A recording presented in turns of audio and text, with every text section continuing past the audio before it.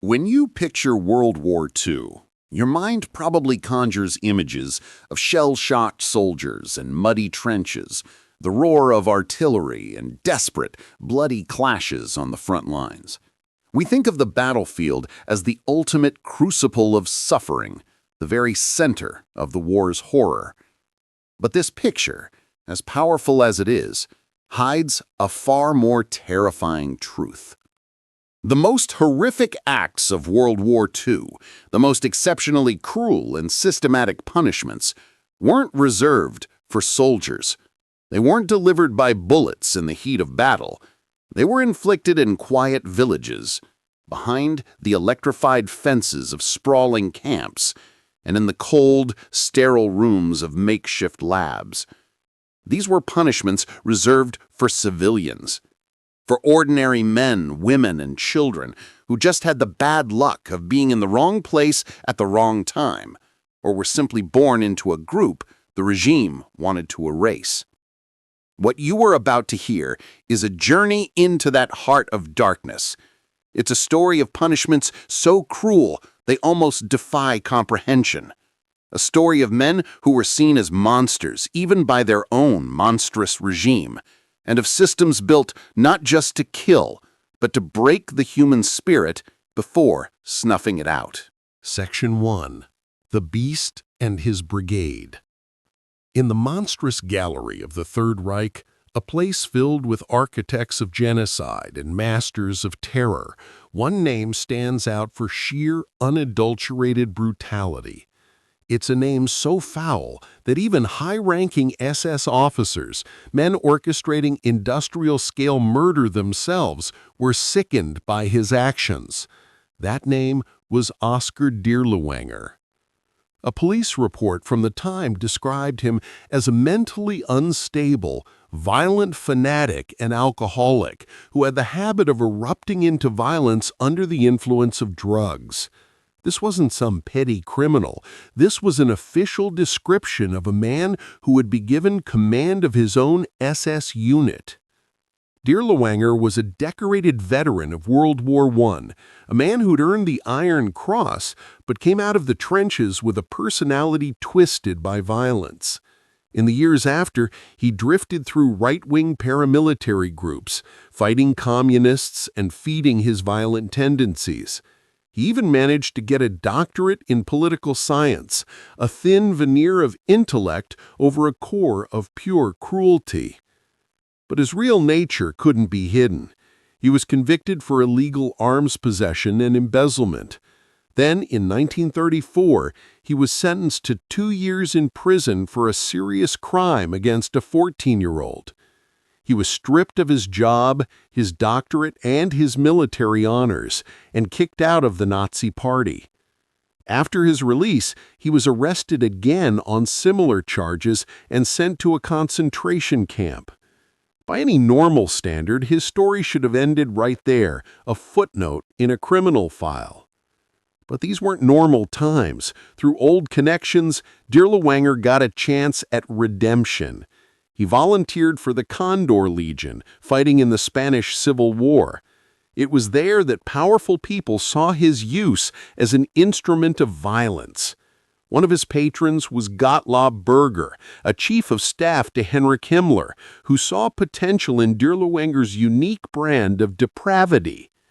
In 1940, Berger and Himmler created a special SS Penal Brigade, a unit of men not expected to survive.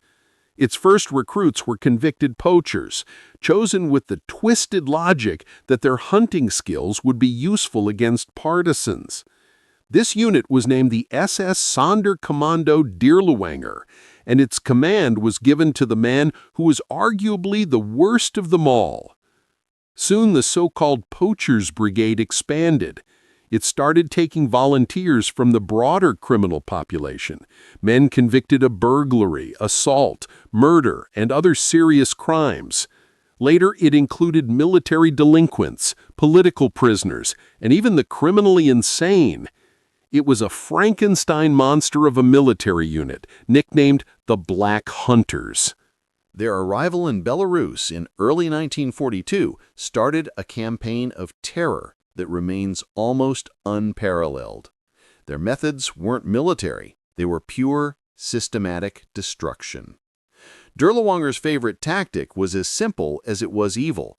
His men would surround a village, herd everyone into a barn or church, set it on fire, and then fire upon anyone who tried to escape the flames. This wasn't a rare event. It was their standard operating procedure. While some estimates placed the death toll in Belarus around 30,000, a Soviet estimate suggests the unit destroyed around 200 villages and killed more than 120,000 people. The violence was disturbingly personal. Stories and allegations about the unit's cruelty are notorious. Witnesses reported Dirlewanger's men burning captured partisans alive. Rumors circulated that Dirlewanger himself experimented with lethal poisons on female prisoners so he and his friends could watch them suffer. Another persistent allegation claimed he had human remains desecrated in unimaginably vile ways, though this was never confirmed. The unit's depravity was so extreme it prompted investigations by the German army and even the SS. Several commanders tried to have Dirlewanger removed, but he was always protected by his patrons, like Himmler, who once remarked, "A savage country cannot be governed in a decent manner." For his success, Dirlewanger was awarded the German Cross in gold. The brigade's final, most infamous stage came in August 1944 during the Warsaw Uprising. Hitler ordered the city to be razed and its population annihilated. To carry out this order, the Germans unleashed their most brutal units, including the Dirlewanger Brigade. What followed was the Wola Massacre. For 2 weeks, the unit rampaged through Warsaw's Wola district, moving from house to house with flamethrowers and grenades, killing indiscriminately. They eliminated between 40,000 and 50,000 Polish civilians. The scenes were apocalyptic. The brigade burned hospitals with patients still in their beds. In one hospital, after killing the wounded, they committed heinous assaults against the nurses, then subjected them to further violence. A soldier attached to the unit later described seeing Dirlewanger commit a shocking act of cruelty against a mother and her child. Drunken soldiers sang as they committed unspeakable violence against infants. Even the German commander in Warsaw, himself a brutal anti-partisan veteran, was appalled. The unit was eventually moved, but not before carving its name into history as perhaps the most brutal military unit of the war. They weren't soldiers, they were a punishment squad. Section 2. The calculated cruelty of the camps. While the Dirlewanger Brigade was a storm of chaotic violence, the Nazi regime was also perfecting a quieter, more systematic kind of horror. This was the world of the concentration camps, a universe built on dehumanization and absolute control, where suffering wasn't just a byproduct of imprisonment, it was the entire point. For the hundreds of thousands who entered camps like Dachau, Auschwitz, and Buchenwald, the first shock was losing their identity. Stripped of their names, clothes, hair, and possessions, they became numbers. But that was just the beginning. The daily reality of the camps was a landscape of arbitrary cruelty where any small infraction could lead to unimaginable punishment. Punishments were a public spectacle designed to terrorize everyone. Public beatings were common. A prisoner would be strapped to a wooden block and beaten with a whip, often 25, 50, or more times. They were forced to count each lash aloud. If they lost count, it started over. Many didn't survive. An even more feared punishment was the Stehbunker, or standing cell. These were vertical coffins, bricked chambers so small, often less than 3 by 3 feet, that it was impossible to sit or even crouch. A prisoner could be locked inside for days or even weeks in absolute darkness, with almost no air, minimal food, and no water. They were forced to endure unsanitary conditions and suffocating darkness and filth, an experience that was enough to drive people insane.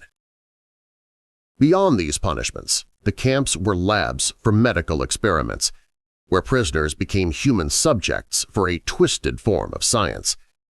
At Dachau, SS Dr. Sigmund Rascher conducted high-altitude experiments for the German Air Force. To see how pilots might survive ejecting at high altitudes, prisoners were locked in a low-pressure chamber that simulated extreme conditions. Witnesses described victims suffering horribly as they perished. Of 200 subjects, 80 died outright, and the rest were executed. In the same camp, Rascher also carried out freezing experiments. Prisoners were either forced into vats of ice water for hours or strapped naked to stretchers and left outside in the brutal winter. Rascher meticulously recorded their final moments. The rewarming process was just as horrific, with some victims being subjected to boiling water. At Ravensbrück, the women's camp, doctors tested sulfa drugs by deliberately infecting prisoners' wounds with debris and bacteria to cause conditions like gangrene. The women subjected to this were called the rabbits. Many were left permanently maimed. The regime also sought a quick method for mass sterilization.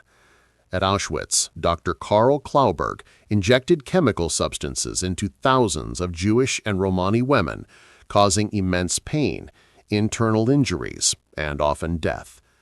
At the same time, another doctor, Horst Schumann, used X-rays to sterilize both men and women, exposing their bodies to massive doses of radiation that caused severe burns and a slow, agonizing death. These medical punishments were the ultimate expression of Nazi ideology.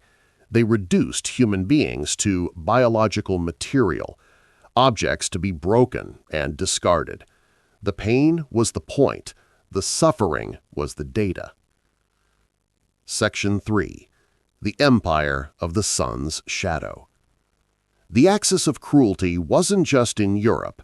In the Pacific, the Empire of Japan, driven by its own ideology of racial supremacy, inflicted a unique brand of punishment on civilians and POWs. While Nazi cruelty was often industrial, Japanese brutality was frequently more direct and personal, rooted in a twisted version of a warrior code that saw surrender as the ultimate dishonor. If you surrendered, you were considered less than human. This contempt was institutionalized in the Kempeitai, the Japanese military police. They were a secret police force with the power to arrest, interrogate, and execute anyone they suspected of being anti-Japanese. There was no presumption of innocence. Brutal interrogation was the primary way to get a confession. Survivors described the Kempeitai's methods. Beatings with metal bars, bamboo sticks, and weapon butts were standard. A far more dreaded technique was the water treatment, which simulated drowning. In another version, water was pumped directly into the stomach, which was then beaten. To create public terror, the Kempeitai would display the remains of executed people as a public warning. This disdain for surrender was infamously demonstrated in the Bataan Death March in the Philippines in April 1942. After about 75,000 American and Filipino troops surrendered, they were forced to march over 65 miles to a prison camp. The prisoners, already weak from months of fighting and malnutrition, were given almost no food or water in the relentless tropical heat. Anyone who collapsed from exhaustion was immediately executed. A common torment was the sun treatment, forcing prisoners to sit in the scorching sun for hours. Asking for water was a death sentence. By the time the march ended, thousands had perished. Most estimates place the number of deaths between 5,000 and 10,000. But the most extreme example of Japanese punishment was Unit 731. Based in occupied Manchuria and led by General Shiro Ishii, this was a covert biological and chemical warfare unit that conducted lethal human experiments on a massive scale. The victims, called maruta, or logs by the staff, were mostly Chinese civilians, but also included Russians, Koreans, and some Allied POWs. They were living test subjects for diseases like the plague, cholera, and anthrax. Prisoners were deliberately infected and then subjected to invasive medical procedures, often while still conscious. The experiments were a catalog of horrors. To study frostbite, prisoners' limbs were frozen solid and then exposed to extreme heat. To test new weapons, victims were tied to stakes and targeted with grenades, flamethrowers, and biological agents. Others were put in pressure chambers until their bodies failed or spun in giant centrifuges to induce death. Women were forced into pregnancy and infected with diseases to study the effects on their unborn children.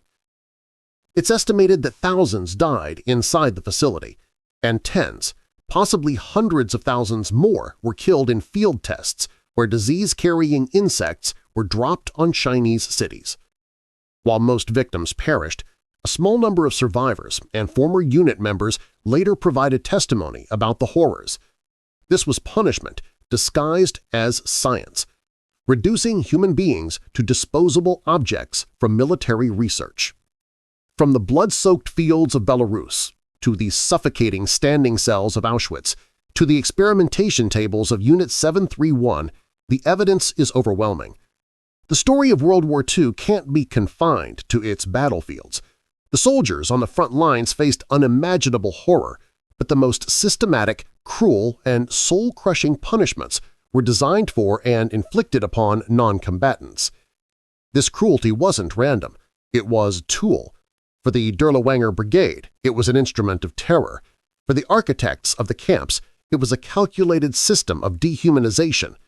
For the Japanese military and Unit 731, it was an expression of racial dominance and perversion of science. These were not simply casualties of war.